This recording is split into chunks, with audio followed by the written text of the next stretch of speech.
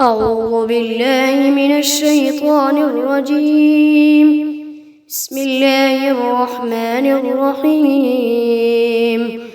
الرحمن علم القرآن، خلق الإنسان علمه البيان.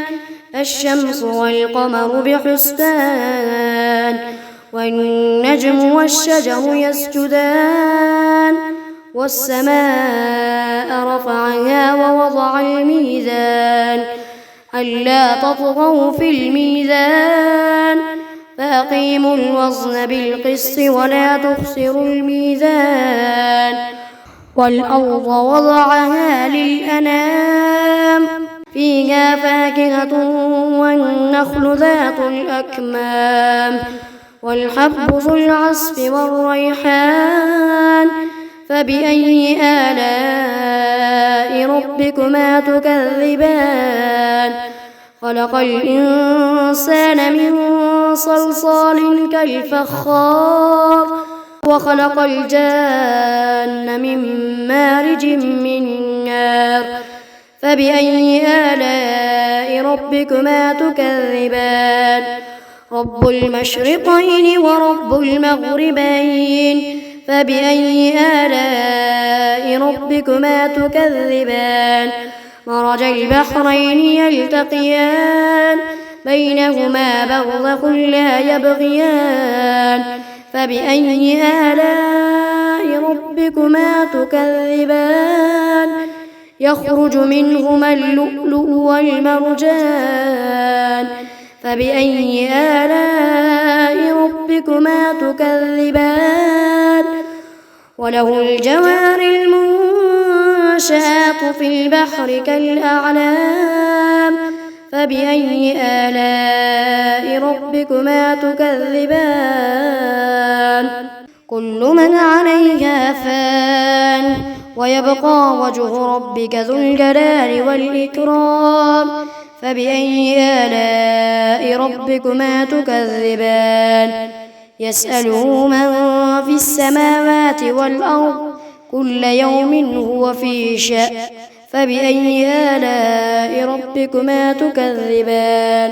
سنفرغ لكم أيها الثقلان. فبأي آلاء ربكما تكذبان؟ يا معشر الجن والإنس إن استطعتم أن تنفذوا من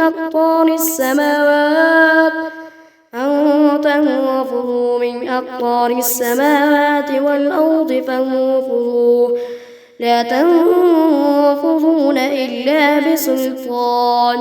فبأي آلاء ربكما تكذبان؟ يرسل عليكما شواظ من نار ونحاس فلا تنتصران. فبأي آلاء ربكما تكذبان؟ فإذا انشقت السماء فكانت وردة كالدهان. فبأي آلاء ربكما تكذبان؟ فيومئذ لا يسأل عن ذنبه إنس ولا جان. فبأي آلاء ربكما تكذبان؟ يعرف المجرمون بسيماهم فيؤخذ بالنواصي والأقدام. فبأي آلاء ربكما تكذبان؟ هذه جهنم التي يكذب بها المجرمون، يطوفون بينها وبين حميم آن. فبأي آلاء ربكما تكذبان؟ ولمن خاف مقام ربه جنتان. فبأي آلاء ربكما تكذبان؟ ذواتا أفنان. فبأي آلاء ربكما تكذبان؟ فيهما عينان تجريان. فبأي آلاء ربكما تكذبان؟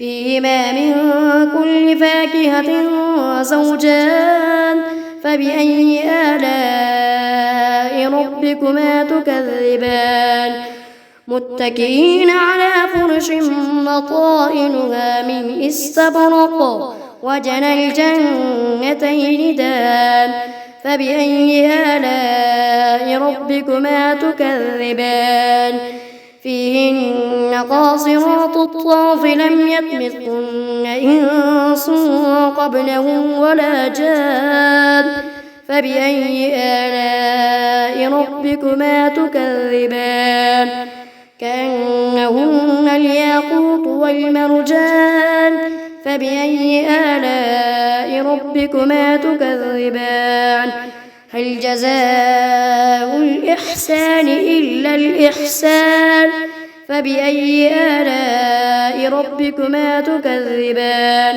ومن دونهما جنتان فبأي آلاء ربكما تكذبان مدهامتان فبأي آلاء ربكما تكذبان فيهما عينان نضاختان فبأي آلاء ربكما تكذبان فيهما فاكهة ونخل ورمان فبأي آلاء ربكما تكذبان فيهن خيرات حسان فبأي آلاء ربكما تكذبان حور مقصورات في الخيام فبأي آلاء ربكما تكذبان لم يطمثهن إنس قبلهم ولا جان